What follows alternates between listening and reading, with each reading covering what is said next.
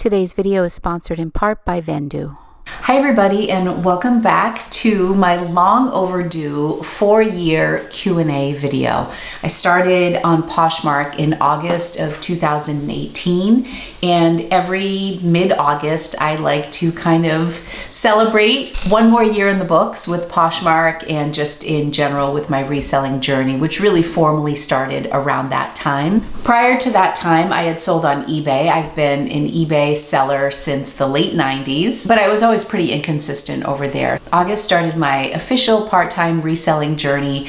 Then in January of 2019, I started on YouTube, and the rest is history. Back in late August, I asked my friends over on Instagram if they had any questions for me, and I got some really great questions. So I did write down some notes for some of them, and other ones I can just kind of answer off the cuff. This is going to be a video where you can get to know me a little better, and I will answer some questions about YouTube and reselling, and there are probably a couple personal questions in there too. I hope you enjoy it. If you do at any time, please hit the like button and consider subscribing if you want to see more from me. Let's jump right into it. I have lip gloss on, so I feel like I have lip gloss on my teeth. Okay, let's jump in. I love these videos. K Boston 10 says, what are a few reselling tips that you wish you knew when you started? I did write a couple of these down because I think about this a lot. Like if I were to start reselling today, what would I do differently? I have 3 things that came to mind. There's always more. Like whatever I say today, there's probably 1,000 other answers that other people might give you. These are just all my own opinions. I'm not a professional. I just do what I can. Tips. I would say sell what you have. The day I decided I wanted to be on Poshmark, you know what I did? I ran to Savers and I spent a lot of money without really knowing much, and I had a really good time. But it wasn't what I should have done. I should have gone through my closet and pulled things from my closet, my husband, my kids, just anything around the house. I honestly think I could fill an entire closet on Poshmark with just my own stuff when I started, and probably today as well. I mean, I could have easily had like 100+ item closet with just excess around my house. If you've known me for any amount of time, you know that I am not a minimalist. I'm a minimalist wannabe, and I really wish I had started that way because I just think it would have set me on a good path to not have excess and not have clutter. And that leads me to my next tip, which is get a good inventory system as soon as you can. I started with just one tub, one bin, and I threw everything in there. And then it was like, okay, let me put my sweaters in this bin and my jeans in this bin. And then it grew and grew and grew, but I never really had a system, like a number attached to a listing that I could identify. My inventory system still isn't the greatest. It's so much better than it used to be, but it took me probably 3 years to get a good inventory system because I was always backpedaling and I was always trying to go back into the inventory that was stored poorly and didn't have a good system. So even if you only have 50 items in your inventory and you think that you don't need a system, get a system as soon as you can that is efficient. It will help you so much when you go to scale your business. So my third tip, sell before you shop. It's just a really good habit to get into. And we're all guilty of it. I am so guilty of it. So I'm definitely a hypocrite in giving this advice because I don't follow my own advice. But if you can get into the habit of getting your items listed and sold before you go out and shop, really listed, that's the big thing. You don't want tons of things that add up. Some people call it a death pile. Some people call it a money pile. Whatever you call it, it's a pile of inventory that you could be listing that you choose to ignore and go buy new inventory. So if you can avoid that as much as possible, when you do slip up, you won't have so much of a death pile to work with. You'll maybe just have like a little pile that you can kind of tackle easily. All just good habits to get started on, none of which I did. You know, do as I say, not as I do. Are you ever going to get Lulu a friend? I'm looking at her right now. I kind of wanted to when we lost Lucky. Lulu had an older brother, Lucky Mario, who passed away. It's going to be a year, October 11th, which is crazy to me that it's been a year. And we contemplated maybe getting Lulu a new sister or brother, but we decided, since we're now empty nesters, it's really easy to just take Lulu with us wherever we go. She hops into the car, we go on a lot of walks, and it's just that much more difficult with two. I think she had a tough 6 months being alone because she only knew life with her big brother, but I feel like she's kind of finding her rhythm now. So I think we're just gonna hang with Lulu for a while, although I would be a very easy sell on a new dog, but it's just my husband thinks that we should tap the brakes a little bit. So not my decision, but no. So that was from a fuller closet, thank you. Okay, next question from Charlie's Kids. Do you ever feel overwhelmed by how much inventory you have in your home? Why, yes, I do. I often feel overwhelmed by the amount of inventory I have in my home. I could probably point to 30 videos that talk about that, but yes. And I think it's like anything, it's not just inventory. It's if you have a lot of excess of anything, it can really weigh you down. Yes, is the quick answer to that. How do you stick with it when sales are low? This is from JillFran923. I've definitely experienced many slow times in this business. And I think I am fortunate because I am not the main income earner for my family. I have some flexibility with the income that I bring into the house. So I was a stay-at-home mom for 20 years with part-time jobs, mostly at American Girl. I also sold for Creative Memory scrapbooks for a while. I got my master's degree in special education, so I'm actually a teacher. That's what I went to school for. And I substitute taught for a little while, but I was mainly a stay-at-home mom for 20 years. And so when I decided to go to work, it was very easy to replace my little part-time gig incomes. I was not replacing a full-time income, and I always try to make that very clear in all of my videos that I may not be the best person to get advice from on how to move into full-time, because while I do work full-time, in quotes, I put the hours in, I'm now making full-time income, but not just on reselling. I'm probably like 50-50 now with YouTube income and reselling. And I definitely couldn't maintain the lifestyle that I have right now with just my reselling income. But when sales are low, I tend to just put my head down, turn off Instagram, turn off all the noise, all like the chatter that you see, and just get listing. I feel like listing a lot and just putting my head down and focusing on my own inventory really does help to boost some sales, which I did in the month of August. I was very heavy into getting to know the Whatnot platform in the month of June and July, and sales had started to decline on Poshmark in March. So March, April, May, June, my sales were declining, and I was also starting a new platform. So it was like a double whammy. Sorry, the wind keeps opening this door. In the month of August, I said, now hair is sticking to my chin because of this lip gloss.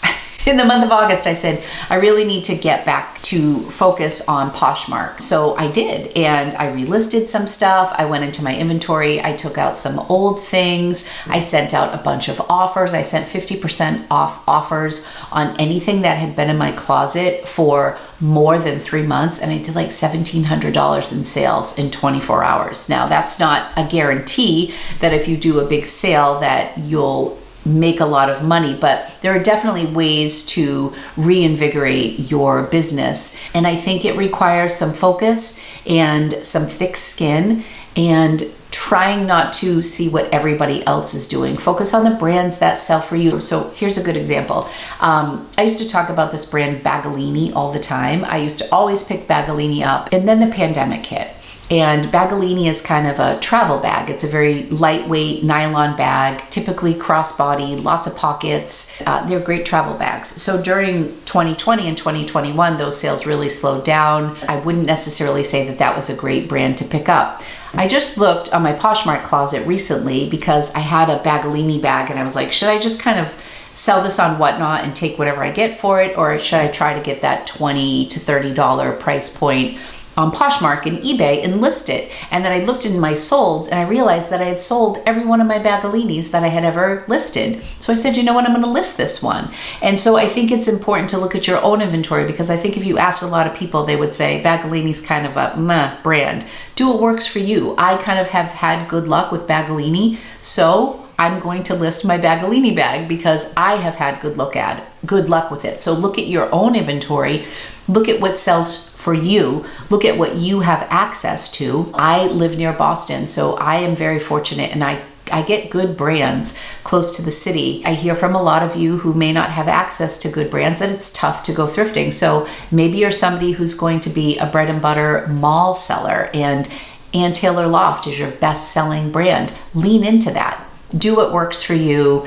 Stay the course. Try not to get too discouraged. I do find, like, if you are having a tough month, if you kind of change the lens you're looking through a little bit and see how you can get creative with your business, whether it's running a sale, delisting and relisting old inventory, maybe listing stuff from your own house so that you're not spending money on the inventory. If sales are low, there are a lot of little things that you could do to tweak your business that could hopefully generate some sales for you. I hope that helps. Do you dry clean clothes before selling them? The only item I ever dry cleaned was a Burberry jacket that I picked up at a multi-family yard sale, flea market-y type of place. I think I paid like $40 or $45 for it. I had that dry cleaned, and I ended up selling that as a direct sale for over $400. I brought a J. Crew wool coat to the cleaners, but they just did a button repair for me, or a zipper repair, something like that. Do you wash clothes before selling? I actually wash a lot of the clothes I purchase secondhand before selling, especially from the bins. Anything that I get at the bins that doesn't have a tag, like a new item tag on it, will go into the wash, unless it's a fabric like wool, and then I will steam it. And I will steam the items that are new with tag, and I will steam any delicate fabrics. But I always wash my stuff from the bins. Not always from places like Savers. I just sniff it, see if it needs a wash. But I have been burned a couple times on underarm odor, so be careful with that, because I've had blazers that were beautiful, and when I steam them, you get that wave of odor from under the arms, and it is like, it will knock you out. So careful for under the arms. Steaming is really good. So I'm a big pro steamer and pro wash. Both of those questions were from Little Store of ours. So thank you guys all for submitting your questions. Pretty Magnolia asked, how do you do it all? Not very well, hun.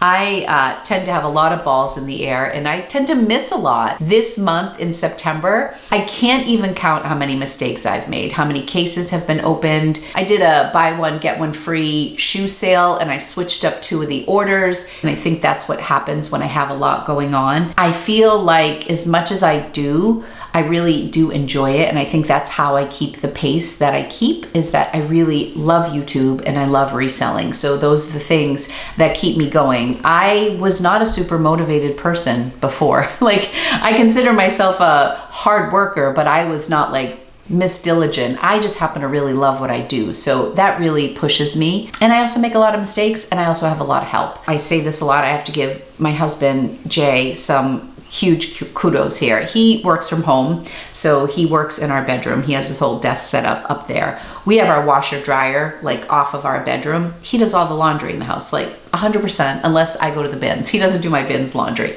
but Jay does all the laundry because he can't sit still. So he has like his headset, and he talks during the day, and he walks around our bedroom, and he does all the laundry, something I don't have to do. He also is my accountant. He's a CPA. He helped me get my payroll stuff when we hired people, to have people on the books. He got me my business number. He is kind of always in my ear telling me the paperwork stuff that I need to do. All the bills filter through Jay. So he was the reason that I finally got a separate credit card after about a year or 2 in business. He manages all that stuff. So that is a huge help to me. I have a lot of help, and I love what I do. I think that's how I do it all. And I make a lot of mistakes. So there you go. MKB Vintage asked me, how many hours a week do you spend on various reselling related activities? This is a really good question, and I want to write down my actual hours, because I think I work a lot more than I would say right now. I do a lot of casual working. First thing in the morning, I like to make items go live that are in Vendoo. I'll be doing that while watching the news and having coffee and chilling out with Lulu. So it's not like really focused time.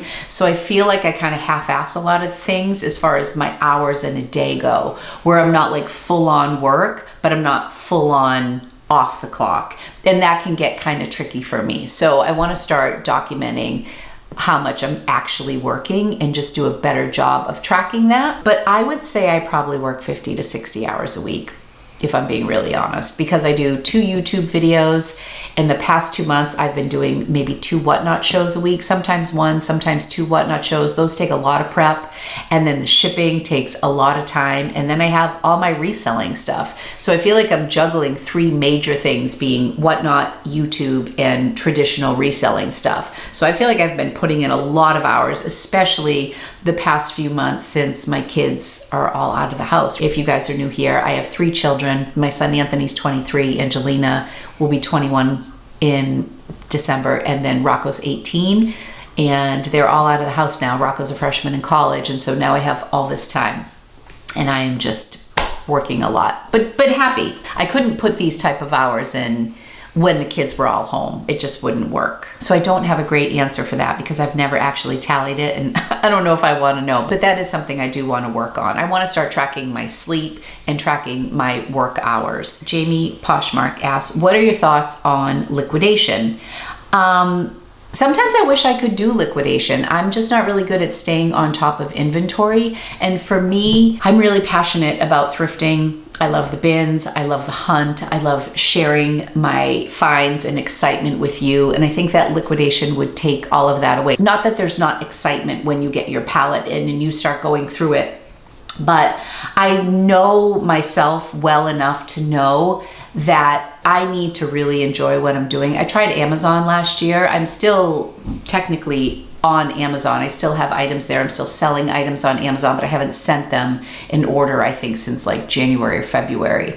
And Amazon just did not bring me joy. I didn't enjoy the retail arbitrage. I didn't enjoy like chasing the sales. I didn't enjoy the giant boxes in my house, the big bulky toys that I was sending into them. I just didn't love it. And I feel like liquidation might look a little similar to that. The things that I love about liquidation, or I can't really speak to liquidation because I've never done it. So a pet peeve of mine is like talking about things I've never done, pro or con. I really can't say that I would like it or not like it. I just know myself, and I have a hard time processing things quickly, so I think I would struggle with that. What I'm envious about, I can say that, is people who can do a multi-quantity listing when it comes to liquidation, and they don't necessarily have to worry so much about the stains and the tears. Like, I know there are a lot of flawed items in liquidation pallets, but if I got this top and I happen to like it, and I got 20 of them, and I can do a multi-quantity listing and they just keep selling, that's kind of cool. And I've done that a few times, you know, with retail arbitrage, where I've picked up multiple items, and it is fun to just list one item with stock photos, and you have the permission to use the stock photos in some cases with liquidation, not always, and then just set it and forget it, and then have money coming in. So yeah, that seems like a lot of fun. I also think that liquidation would be kind of cool for Whatnot, because I think a lot of the people who I see being pretty successful on Whatnot are people who do liquidation, and they get a lot of items that are new to present at their shows, and I think that is a pro for Whatnot. Was there ever a time that you wanted to quit? P.S. I'm an avid viewer from the Philippines. Oh, thank you, Lara. Not really. No, I really like what I do. I mean, there are definitely moments where I'm not in the reselling space. Like if I go on vacation, or I take a few days off, or I don't look at Instagram. Sometimes I'm like, gosh, I almost forget this life. Actually, like today, Rocco's back window wasn't working, so we drove to pick it up at the shop. So I dropped off Jay, and then I had to go to the post office to my P.O. box, and I realized that I didn't have my phone with me. And it was really nice. Like, I rolled down the windows, the sun was shining. It's so beautiful here in Central Mass. Like, it's like an ideal day, cool air. And I thought to myself, I forgot what it was like to just be in my car without my phone and just turn on the radio and roll down the windows and just be. Like, it's been a while. And sometimes when I'm away from reselling and I get that feeling, or I have a moment where I'm like, what was life like before YouTube, Instagram, and reselling? I could get used to it sometimes, but I kind of feel like I'm a little bit on a treadmill and I'm always going. So I do think it's important to step away because it's really easy to get burnt out, especially if you're juggling a lot of other things like children, young children at home, if you're juggling a second job, if your reselling business is your main source of income and it is paying your mortgage and it is paying your car payments, that can add a lot of stress to it. I feel like I can enjoy all the fun things about reselling and I don't have the stress that comes along with the financial burden of having reselling be your primary source of income. So I recognize that. Keegan, the teen reseller, asked 5 brands you haven't found, a Lulu update, 5 favorite personal brands for you and to resell. That was a loaded question, Keegan. He always has good questions, so I had to write some stuff down. So you got the Lulu update. She's doing great. She's old. She's wearing her diapers more and more because she pees in her sleep. She goes into like a really deep sleep and she pees. So we have like the little puppy pads on a couple of her favorite spots to lay in the house. She wears the diaper to bed every night. She seems to be getting used to it. She's lost weight, but I think that was a good thing. We go on walks all the time. She loves going on walks. That's a benefit of having one dog. Like we take her everywhere. We take her to the beer garden on Friday night. We have like a nice little routine with Lulu. She's getting lots of exercise, but she pees a lot. So she's starting to wear diapers during the day too. So I say, girl, someday we're all gonna be in diapers. She knows I'm talking about her. Okay, 5 brands I haven't found. Ulla Johnson. I think I've maybe come across an Ulla Johnson that I think was pretty damaged, so I never bought it. I also have never found Jenny Kane in the wild. I bought a Jenny Kane skirt that somebody had listed for $8 and it was very un-Jenny Kane. It was like black mesh, like lace mini skirt. I don't know where it came from, but anyway, it hasn't sold yet. I've never found Spell. And did Spell used to be Spell and the Gypsy, or are those 2 different brands? And I just have no clue, but I've never found either one. I've never found Spell and I've never found Spell and the Gypsy. Are they the same or are they different? I don't even know.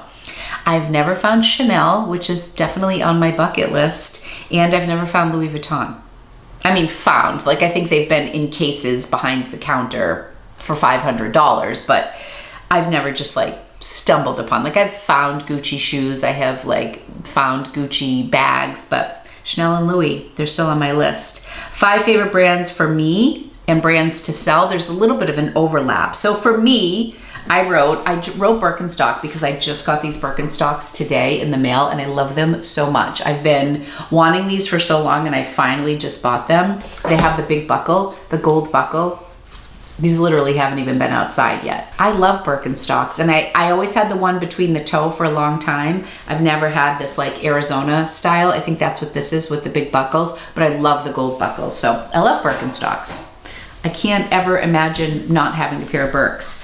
I also love Louis Vuitton, you guys know that. And I kind of have, and like I just love researching the company. I love seeing the new items that are coming out. I love saving money to buy something. I like selling old ones. I just sold a Louis Vuitton Speedy. I sold both. I paid $100 for each of them. Early, like the one I just sold was from 1991. The other one was even older. Both had issues. I sold one for $350-ish, and I just sold my last one for $500, and I paid $100 for each. So I love all things Louis.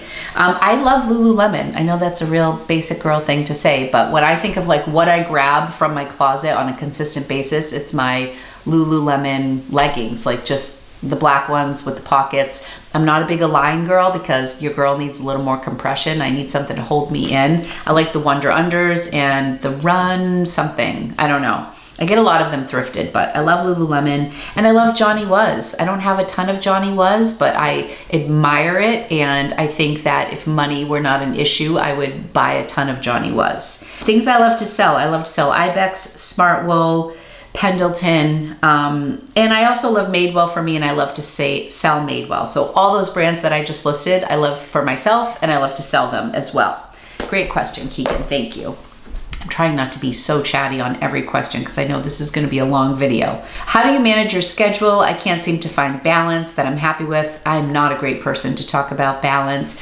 A couple tips it's not really managing my schedule, but as I mentioned earlier, I love to list things first thing in the morning. Actually, let's talk about today's sponsor. Thank you so much, Vendoo, for sponsoring today's video. Vendoo is what I use. So first thing in the morning, what I love to do is go into Vendoo, tap into my drafts, and make like 5 items go live. And if I don't have items that are drafted to make go live, which, spoiler alert, I always have drafts because I'm always behind, go in and see what's old.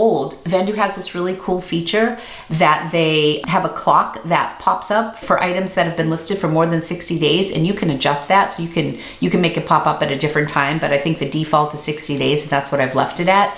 And that lets you know it's becoming a stale item. So sometimes I'll delist and relist those. For those of you who may not know, let me say a little bit more about Vendoo. Vendoo is a cross-listing service that helps you get your items on up to 10 or 11 platforms. They have so many platforms. My main platforms are Poshmark and eBay. They haven't yet added Whatnot to their plan, but I know they're working on it. But if I do sell something on Whatnot, they have a drop-down feature that I can say that an item sold on Whatnot. So as I'm pulling a couple things from Poshmark and selling them on Whatnot, I have the ability to mark that on Vendoo. So you can seamlessly import, create listings, and cross-post your inventory to 10 different marketplaces. So in addition to the marketplaces that I mentioned, they're also on Grailed, Kidizen, Mercari, Tradesy, Shopify. There are a bunch. I know I'm missing a couple, but I will put a little picture up here that shows the marketplaces that they have. One of the best habits, I don't have a lot of great habits, but one of my good habits is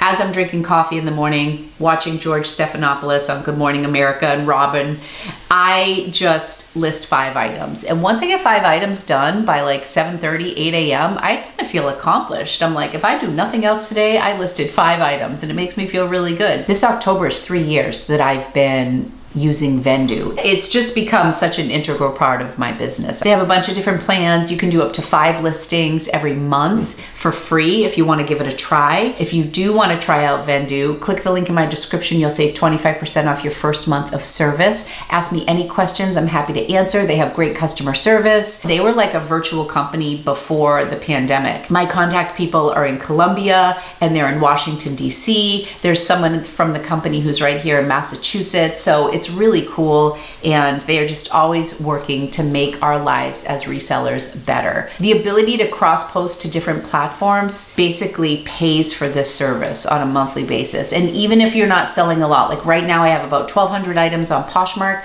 I only have like 400 items on eBay.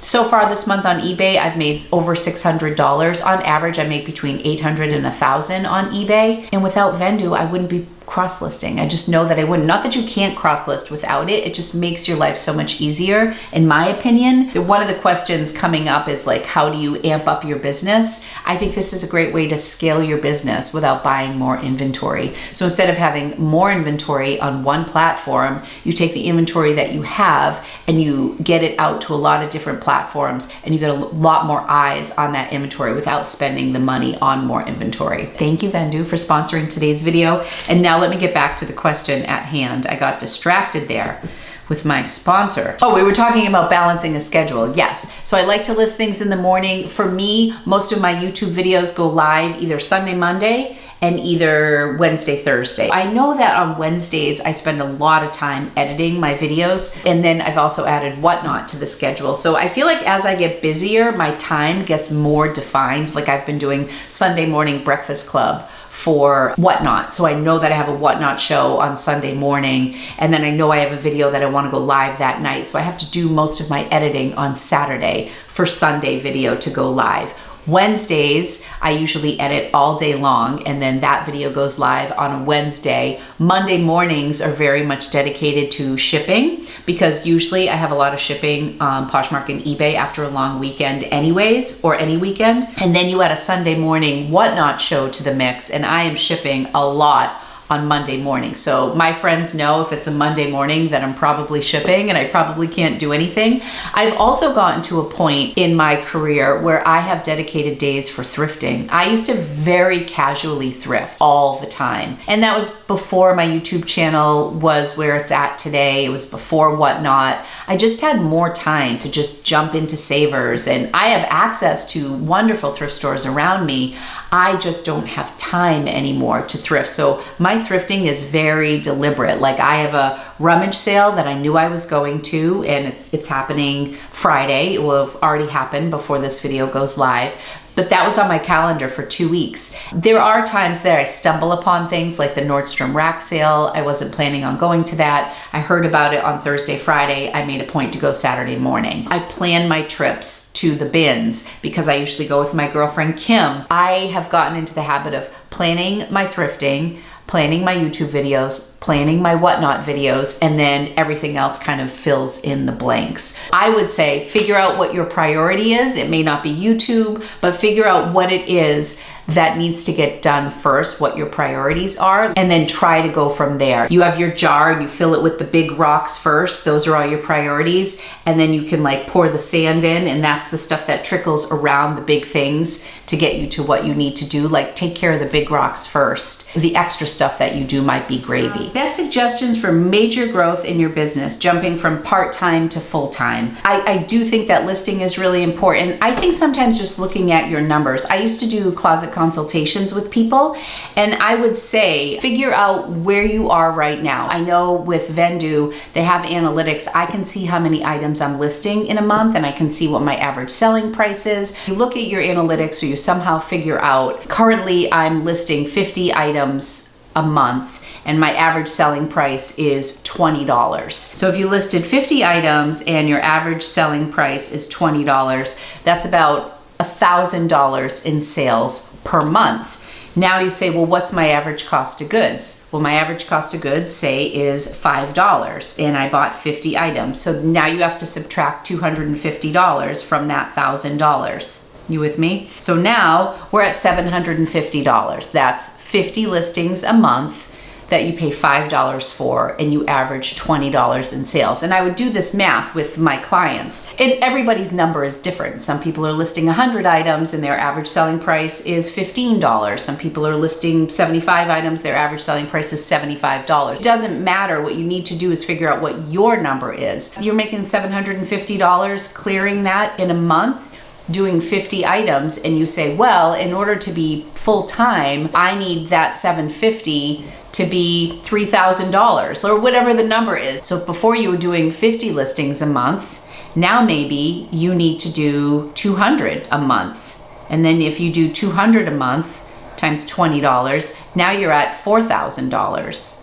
And if your average selling price is still that same amount, you're doing $5 times 200 items, that's $1,000. So now that $4,000 becomes $3,000. Do you follow me? And of course, I'm not talking about taxes, and I'm not talking about platform fees. This is just a quick way to look at it. So I think what you need to do is look at what you need in a month to be full-time. That's different to everybody based on where you live, based on, you know, what your situation is. If you have a partner who's contributing, if your mortgage is paid, it's different for everybody. You can kind of back into the number, and that's how I would approach my consultations with people to get to a number that works for them. Because I think if you just say, oh, well, I want to make $4,000 a month doing this. Okay, well, how are you going to get there? How many items are you going to list? Like, what is your cost of goods? How often are you listing? So those are the types of things that you need to look at. And that's how I would do it. That's how I would make the jump. One of my friends who is on her own, and this is her full-time gig, she lists between 20 and 30 items a day. Like when she's in the zone, she's primarily an eBay seller, and she lists between 20 and 30 items a day. It becomes a formula when you're really focused on going full-time. I hope that helps. She's getting antsy. She wants me to go outside. How did you get interested in reselling? I've kind of always been a reseller. When I worked at American Girl, I started in 2008, and I ended in 2018. In between though, I left for 2 years, and I actually was a reseller on eBay before I knew the reseller community. So I want to say it was like 2015 to 2017. I was reselling on my own, and I was doing the eBay thing without ever viewing a single YouTube video. I had no idea there was a reselling community. I've always been a yard sale girl. As a kid, my mom used to take me to yard sales every weekend. It was like an activity we did on vacation. We used to vacation in Maine when I was a kid, and we would always go to this flea market in Scarborough, Maine. I don't know if anybody's ever been. I think it's all dealers now, but when I was a kid, it was like a big event for us on a Sunday. I was always very comfortable with sales, and I love to bargain hunt, and I love to shop. So what I do now has just been like the perfect fit for me. I feel like everything in my life has led me to where I am. When we sold our house before we moved to this house, we just purchased like a real fancy playground for the kids, like spent a couple thousand, and Jay's like, we're never gonna get our money back for this. I'm like, yes, we need to list this. So we listed it on Craigslist, and we sold it for $900. Before we moved back to Massachusetts, when I was pregnant with Anthony, so 24 years ago, I used to sell Mary Kay, and I knew that I wasn't going to be selling it anymore when I moved home. My whole business base was out in California. I was also teaching at the time. We sold it all on eBay. So I kind of had like a couple tastes of reselling along the way. It just kind of came together for me. So I don't know. I don't remember like a particular moment that I looked at myself and thought I was a reseller. I just always saw value in stuff. I remember when Angie was really little, I had bought her an American Girl doll. It was the girl of the year. What the heck was her name? Kaylee? Kaylee. Was it Kaylee?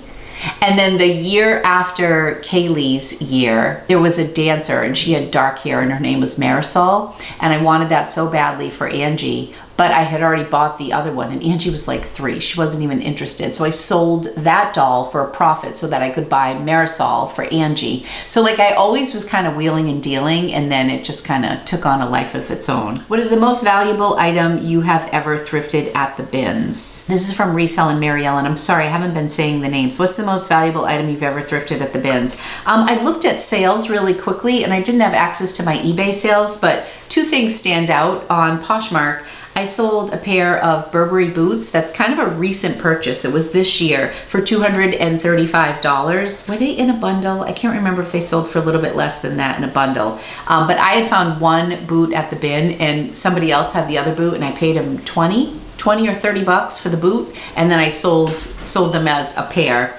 But I also found a pair of Rothy's that were a discontinued pair, and I sold those for $200. That was probably over a year ago now.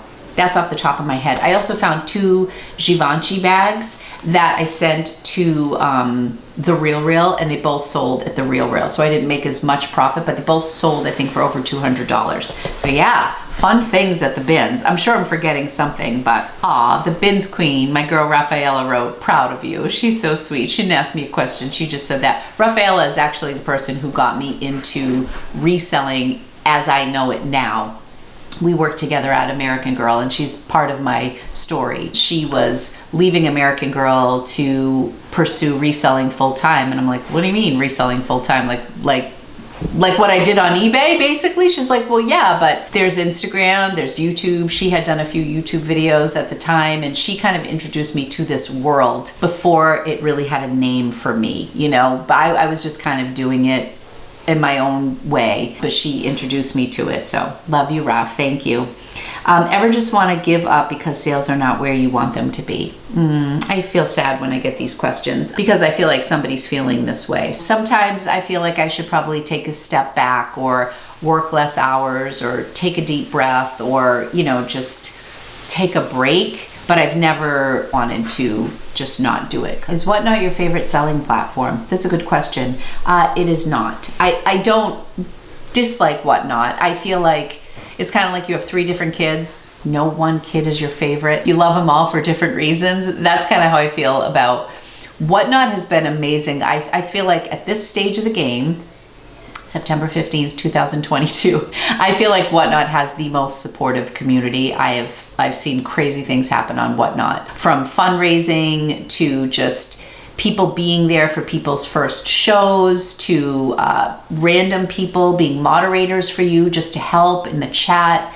And I've just seen a lot of random acts of kindness on Whatnot, which is really nice, that I don't see on places like Instagram. That doesn't mean they don't exist. I just see it more on Whatnot. I love the energy that live selling brings. It's so much fun, but you have to gear up for it. I have to be on for Whatnot shows. They take a lot of pre-planning. You can show the same item in 5 different shows, and that same item is gonna go for 5 different prices, where when you look at comps on Poshmark and you list things, you kind of have a ballpark of where it should sell for based on previous sales.